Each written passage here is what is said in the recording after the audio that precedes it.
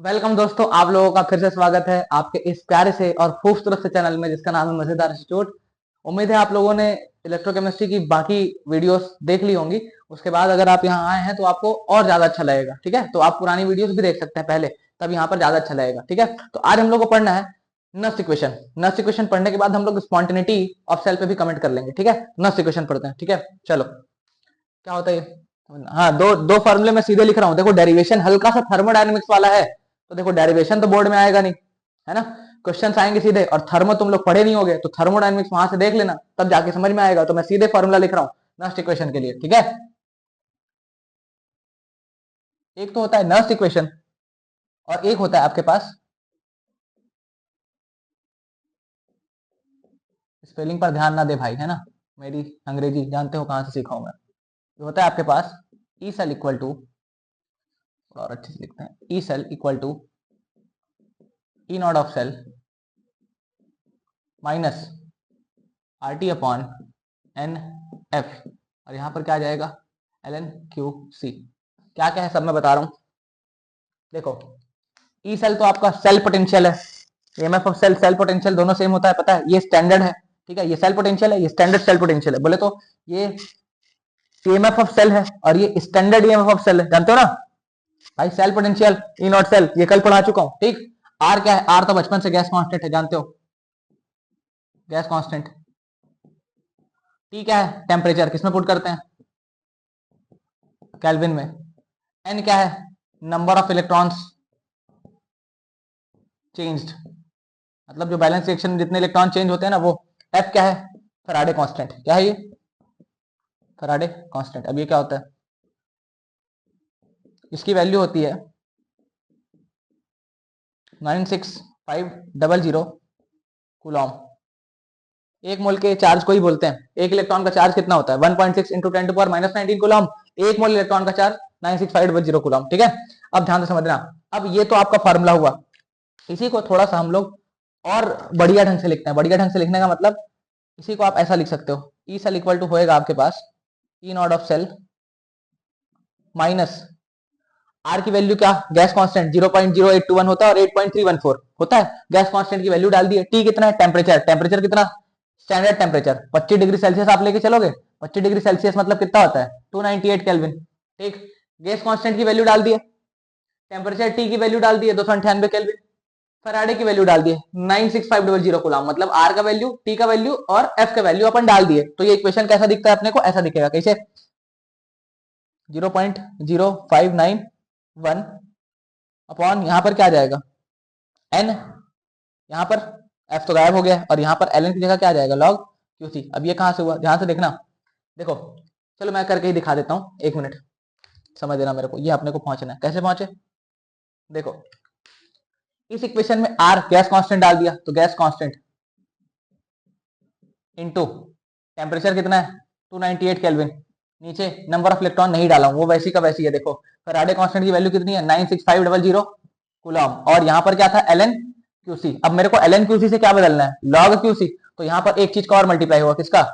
2.303। तो इतना वैल्यू ही ये आया 0.0591। देखो 2.303 गैस कांस्टेंट और 298 केल्विन और 96500 कूलम। तो वही वैल्यू क्या बन गई? 0.0591। अरे गुणा करके देख लेना भाई, गैस कांस्टेंट की वैल्यू पता है ना, थर्मो में पढ़ते हैं, याद करो 8.314, 0.0821। हाँ चलो अब आगे चलते हैं। तो ये फार्मूला आपको सीधा याद रखना है, इसके बाद हम लोग कुछ और आगे बात कर पाएंगे। तो ये ई सेल का फार्मूला हुआ। एक फार्मूला आपको और पता होना चाहिए, क्या? Delta G, Gibbs free energy, जानते हो, रिवर्सिबल रिएक्शन के लिए डिफाइन करते हैं इसको अपन यहाँ पे। तो ये होता है आपके पास minus n F E cell. ये भी आपको जिंदा रहते तक तो भूलना ही नहीं है। ठीक है, देखो दो फॉर्मूला मैं लिख दिया, क्या क्या? E cell equal to e not cell minus 0.0591 log Q C upon n, e cell equal to e not cell minus 0.0591 upon n log QC.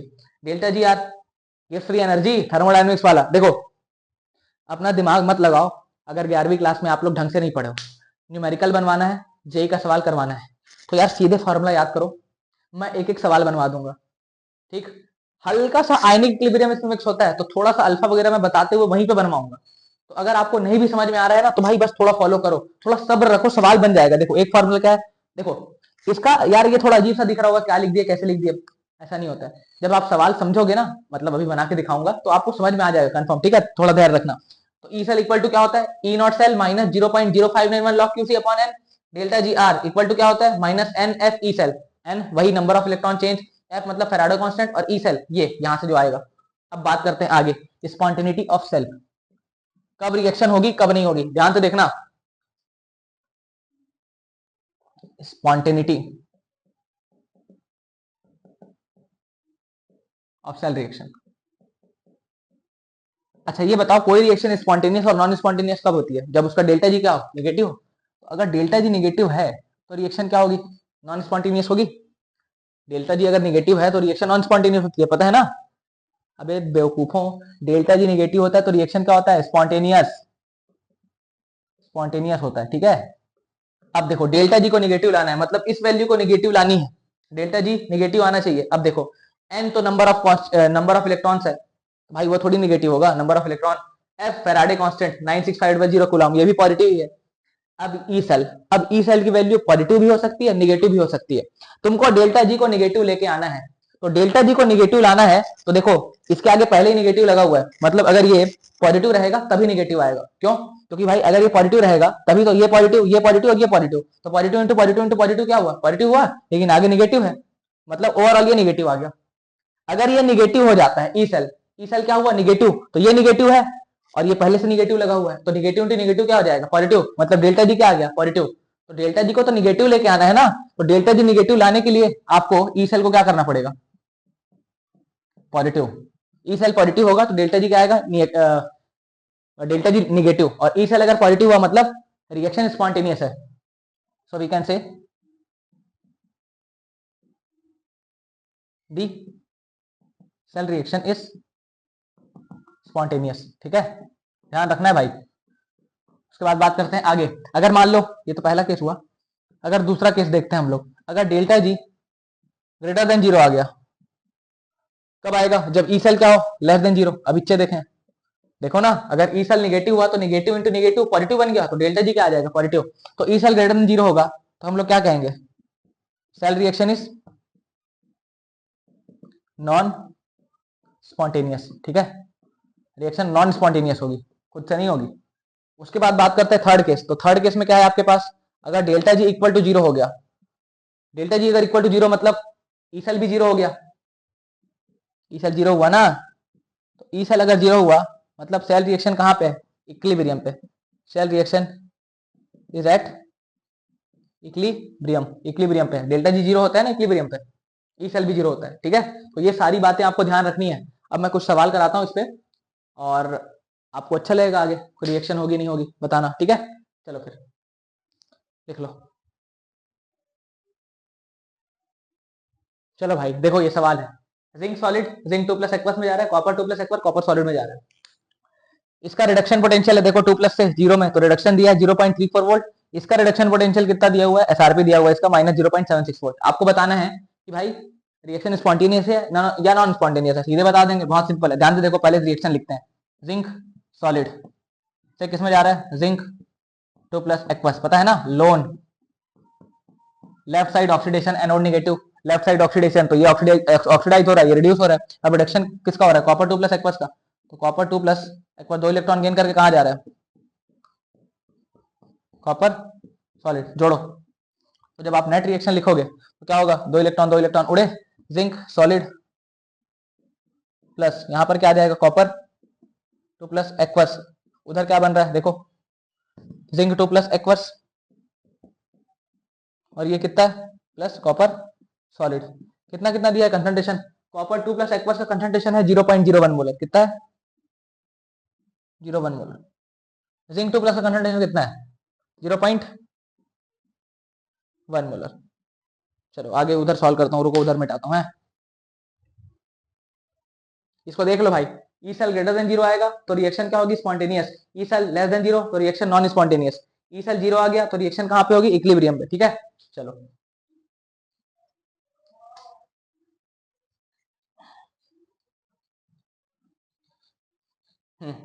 अब देखना, ये हुआ। अच्छा इसके बाद आपको क्या फॉर्मूला लगाना है, तो फॉर्मूला में आपके पास ई नॉट भी लगता है ना आपको, ई नॉट सेल भी लगता है, तो ई नॉट सेल निकालते हैं सबसे पहले। ई नॉट सेल क्या आ रहा है देखो, ई नॉट ऑफ सेल आ जाएगा, E not of cathode minus क्या होता है, ई नॉट ऑफ एनोड, ये तो सिखाया हुआ है कल। E not of anode, E not of cathode minus E not of anode, और दोनों क्या लिखना रहता है आपको, एसआरपी। ये भी एसआरपी और ये भी एसआरपी, तो दोनों अगर एसआरपी हैं तो देखो चीजें क्या हो जाएंगी। स्टैंडर्ड रिडक्शन पोटेंशियल दिया है, देखो रिड्यूस हो रहा है, कितना दिया 0.34 वोल्ट, तो ई नॉट सेल क्या आता हुआ दिख रहा है आपको, देखो कैथोड पे कौन है, ये है या ये है, भाई ये है ना, देखो ना, left side oxidation anode negative, तो ये एनोड पे है, ये कैथोड पे है, कैथोड पे रिडक्शन हो रहा है, तो कॉपर का रिडक्शन हो रहा है, कितना दिया है पोटेंशियल 0.34 वोल्ट, माइनस एनोड का एसआरपी, देखो एसआरपी कितना दिया है माइनस 0.76 वोल्ट, तो ये माइनस आ गया 0.76 वोल्ट।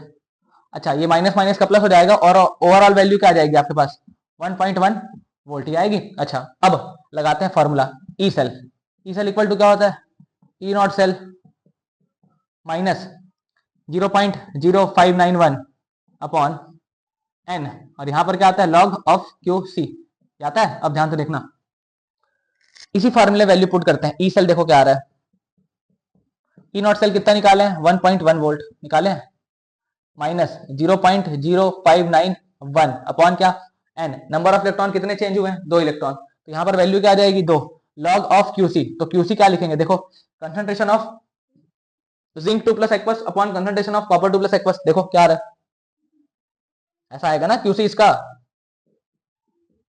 0.1 अपॉन 0.01, देखो यही तो आएगा, concentration of product upon concentration of reactant लिखते हैं, सॉलिड का नहीं लिखा जाता, लिक्विड का भी नहीं लिखते, एक्वस पीसी का बस लिखते हैं, और गैस का प्रेशर लिखते हैं, तो यार 0.1 अपॉन 0.01, तो यहां पर लिखते हैं 0.1 अपॉन 0.01, तो 0.1 अपॉन क्या आ जाएगा 0.01, ध्यान से देखना, ये 0.1 मतलब 10 टू पावर माइनस 1, 0.01 मतलब 10 टू पावर माइनस 2, ऊपर चले जाएगा तो 10 बचेगा, अरे यार 10 बच रहा है ना, ठीक है। अब देखो क्या आ रहा है, e cell equal to 1.1 minus 0.0591 divided by 2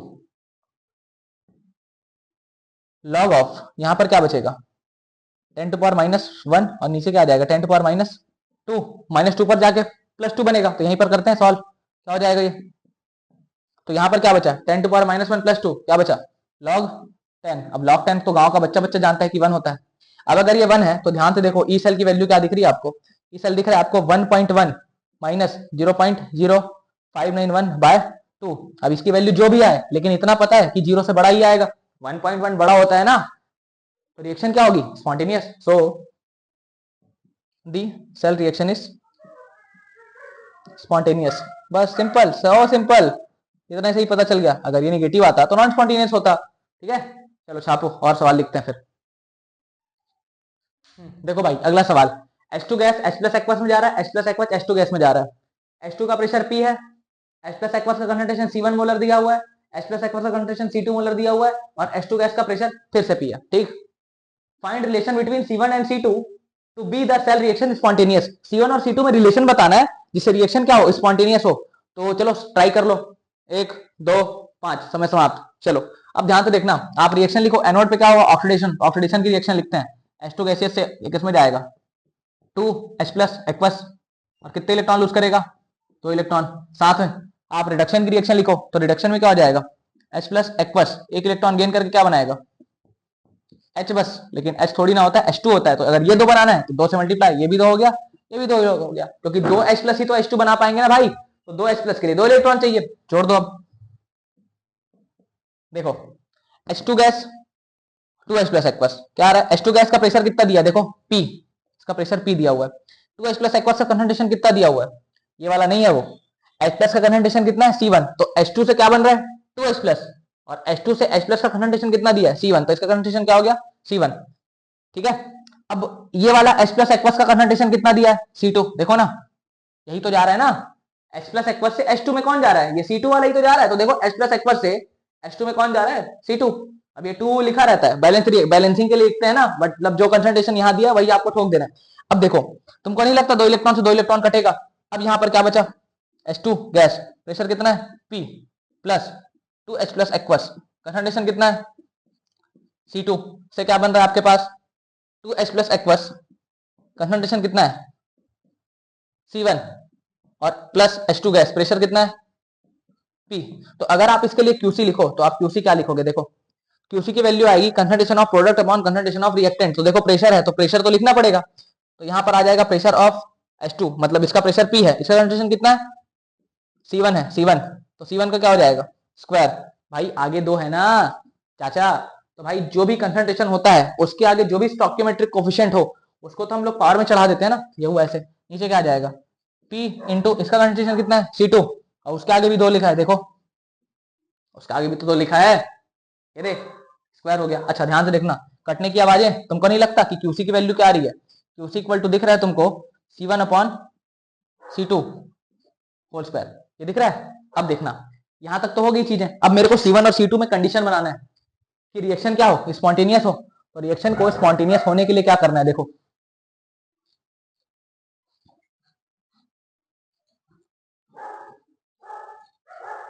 अब ध्यान से देखना, ई सेल इक्वल टू क्या होता है ई नॉट सेल, लिखना है भाई साथ साथ, माइनस 0.0591 अपॉन एन, और यहां पर क्या आता है लॉग ऑफ QC। अब ध्यान से समझना, यहां पर देखो हाइड्रोजन का ही ऑक्सीडेशन है, हाइड्रोजन का ही रिडक्शन है, ई नॉट सेल उड़ा दो सीधे जीरो। भाई दोनों सेम आइटम है ना तो जीरो होता है, याद रखना, नहीं पता होगा तो, दोनों सेम आइटम है, ई नॉट सेल क्या हुआ जीरो। अब ई सेल देखो क्या आ रहा है, ई सेल इक्वल टू आपके पास आ जाएगा माइनस ऑफ 0.0591 अपॉन एन, आएगा आएगा आएगा, लॉग ऑफ QC लिखा हुआ है, लॉग ऑफ QC, QC की वैल्यू क्या है C1 upon C2 whole square है।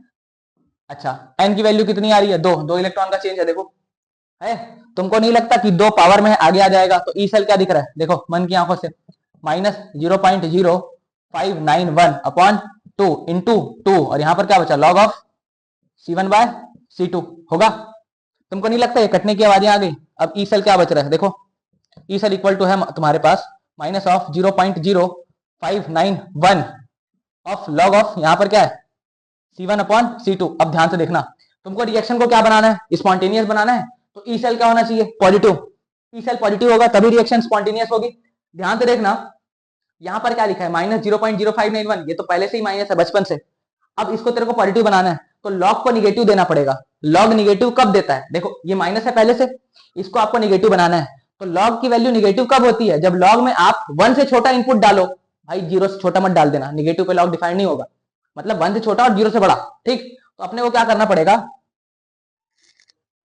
To be